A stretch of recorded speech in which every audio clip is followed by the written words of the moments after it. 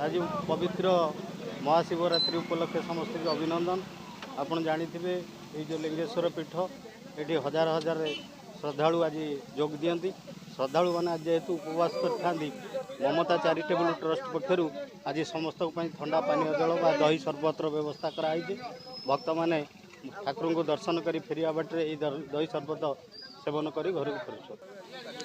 आज पवित्र महाशिवरात्रि जागर यात्रा उपलक्षे आमर अंचलर सर्वपुरातन शैवपीठ आम अंचलर लिंगेश्वर महादेव पाखे आज ममता चैरिटेबल ट्रस्ट पक्षर दही सरबत बंटन कार्यक्रम आरंभ होला। ये दिन सारा चलो राति पर्यंत चलो।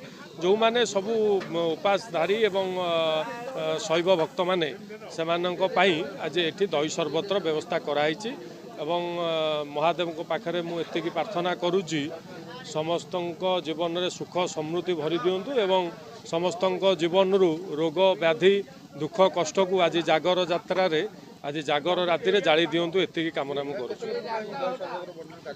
पाखापाखि 2,500 ରୁ 3,000 लोक आज होती एवं जेपर्यंत भक्त मैंने आसुवे से पर्यंत दही सरबतर व्यवस्था कराई।